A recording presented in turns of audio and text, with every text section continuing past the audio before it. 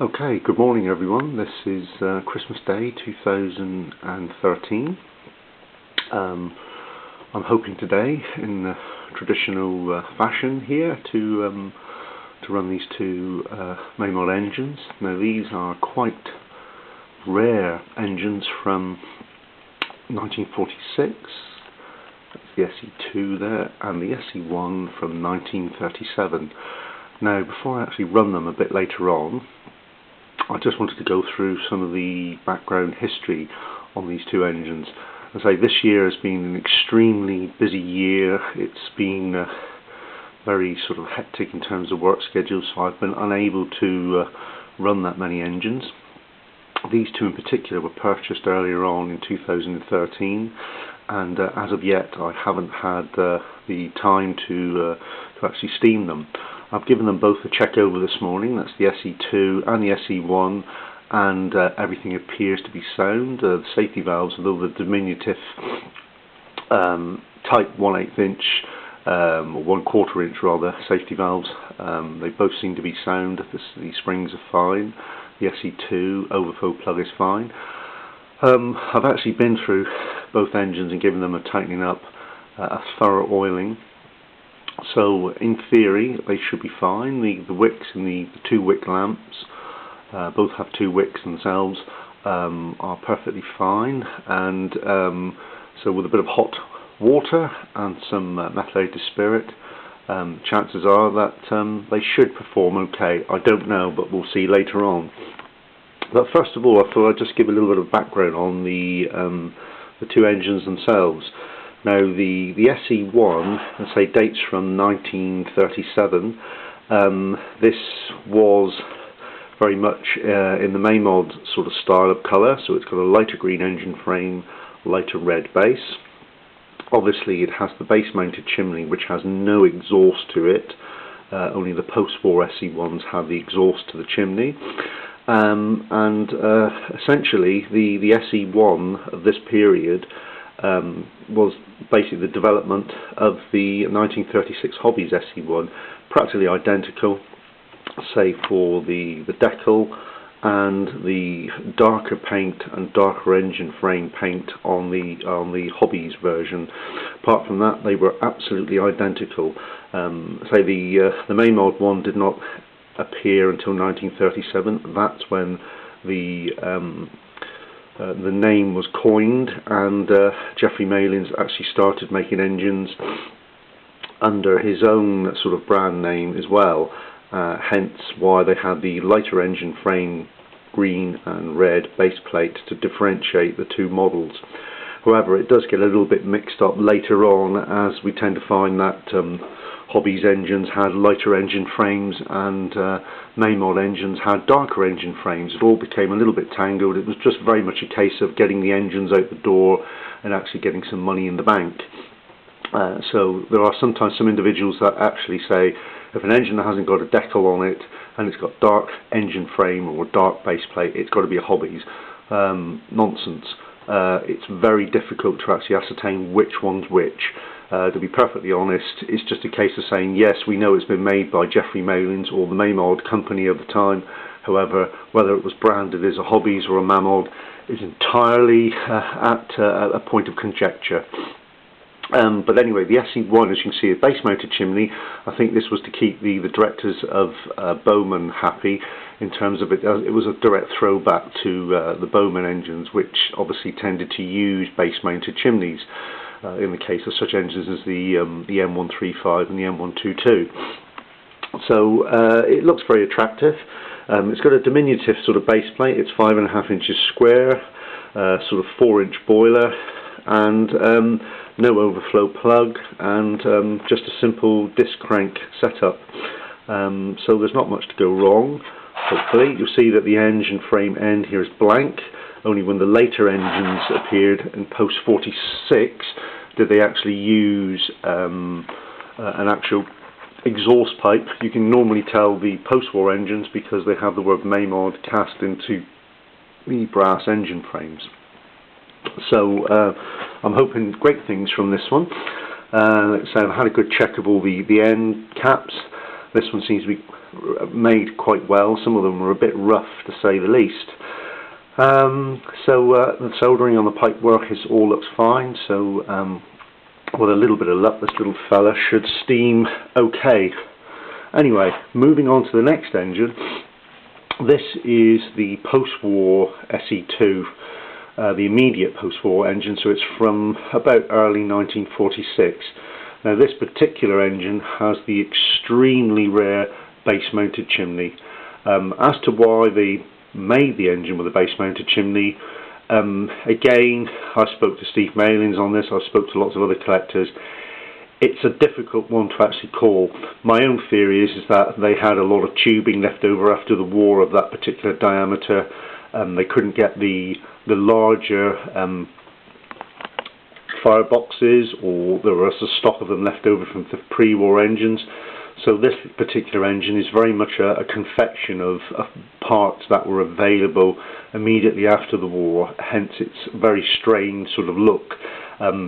Some people describe it as the missing link, in as much as that it's got a direct link with the pre-war engines and the Bowman engines, as much as that we've still got the very Bowman type counter shaft and obviously the base mounted chimney here. Obviously you'll see on this, but it has actually got an exhaust going to the base mount of the chimney. So the particular engine, it's no whistle on there. It does have an overflow plug.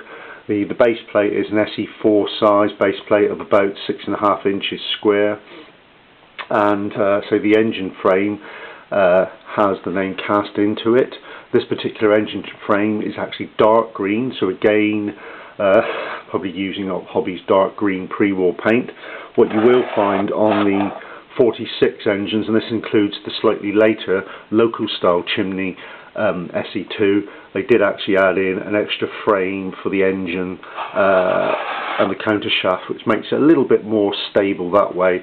The pre-war SE2 engines on both the Hobbies and the Mamod, or the Mamod branded engines, just had a single engine frame with slightly longer sort of bearings in order so that the whole thing remained level, or the actual disc crank.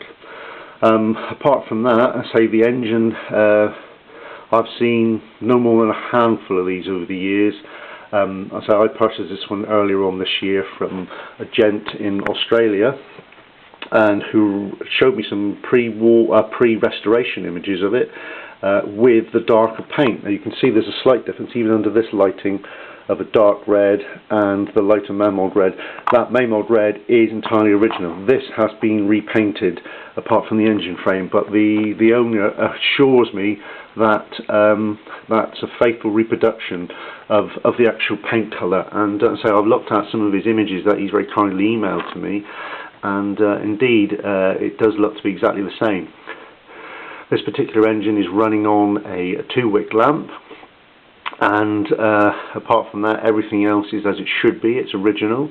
I have put a replacement decal on there. There was something on there originally which was a reproduction, very, very well printed, I must say, but the actual rendering and the actual artwork was atrocious, and just really lets down the restoration. Sadly, I've seen the same decal on a number of other sort of rare and collectible engines, and well,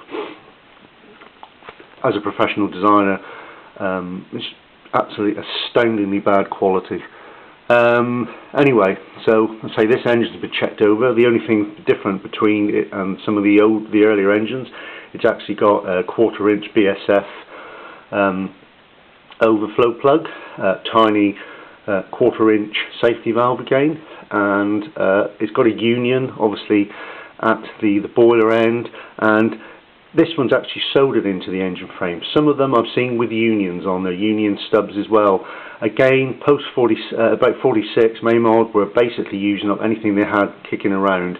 They had to get money in the bank, engines out the door, so a lot of this stuff went out with all sorts of strange configurations. It's a very difficult period to actually nail down why they did this or why particular engines went out in that configuration.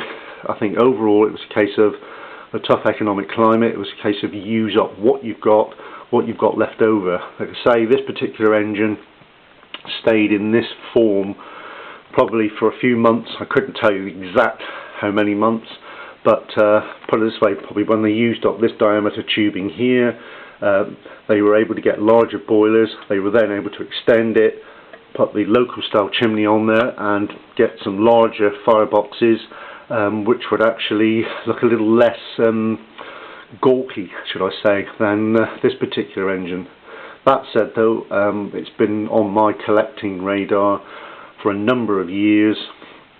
I've seen them crop up from time to time, and say they when they do come up, they invariably go for pretty high prices. This particular one was originally on eBay for a starting price of about £330, but the actual gent himself wanted, I think, £450 by it now. It didn't sell twice, and in the end I managed to contact the seller and sort of make a few offers. We went through a little bit of bargaining, a little bit of sort of argy-bargy, but essentially I was able to secure the engine for an agreed, a much reduced price, and obviously ship this little fella back to England where he belongs. Anyway, you can see there it is next to its smaller pre-war SE1 stablemate. Obviously the only engine I haven't got here, which is the only other Mamod engine to have a base motor chimney, and that's the 1946 SE1. The only difference between it and this one is the fact that it's got the engine name cast into there, and obviously it's got the exhaust to the chimney. Apart from that, it's the only engine that survived the pre-war period almost unscathed.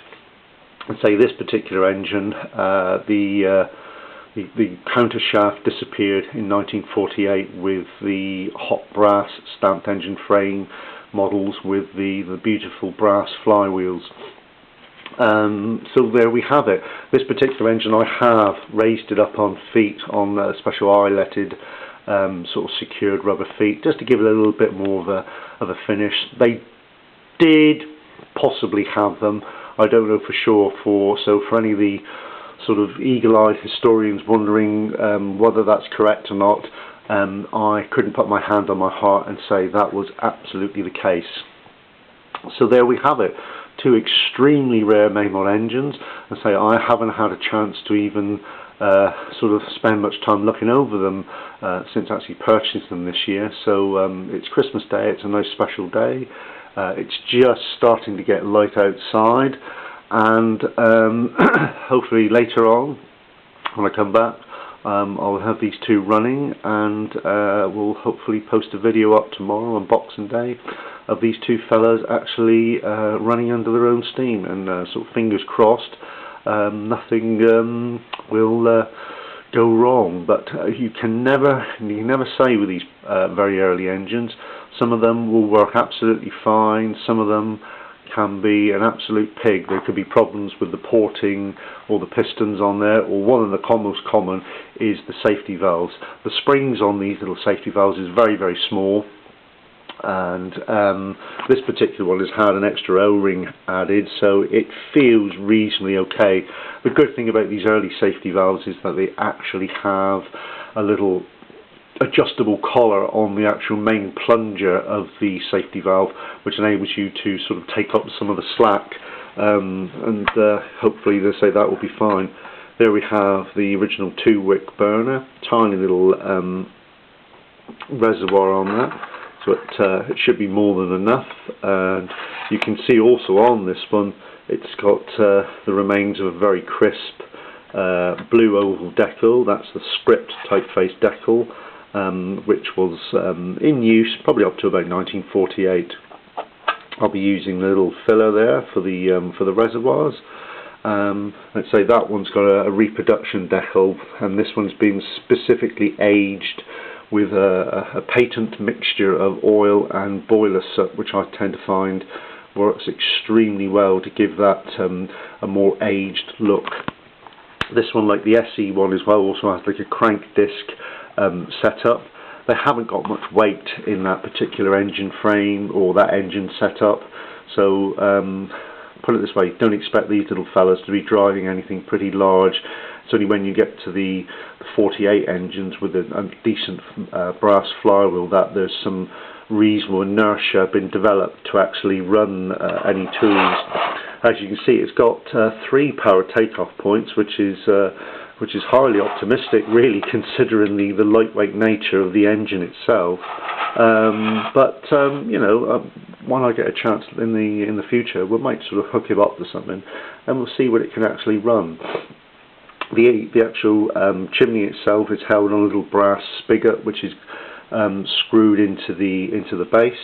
The base of this one is actually dark. It's unpainted from the original. And again, there was a time when certain Mamod engines had the lighter paint on top, but they were still dark underneath.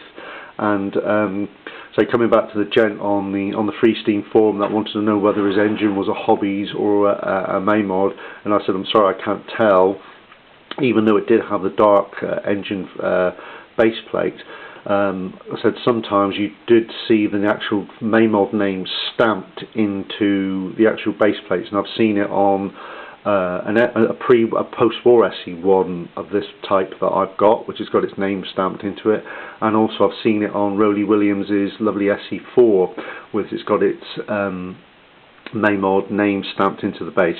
Whether that was a way of identifying Mamod bases from Hobbies bases, I don't know. So it's just a theory of mine. But like everything with the pre-war Mamod company and the immediate post-war engines that were made by the same company, it can be very difficult to ascertain the exact reasons of why engines went out in certain configurations, or why particular design solutions were arrived at.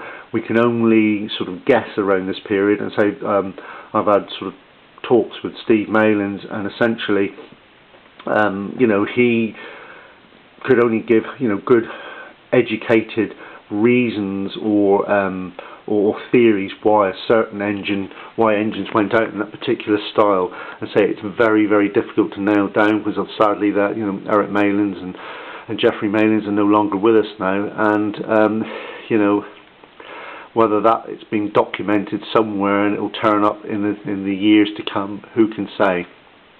So anyway, there we have it. 1946 SE2, 1937 SE1, Christmas Day 2013, and we can all look forward to a steaming of these two extremely rare and extremely fine steam toys later on during the morning. So I hope you'll enjoy the videos when you actually see them.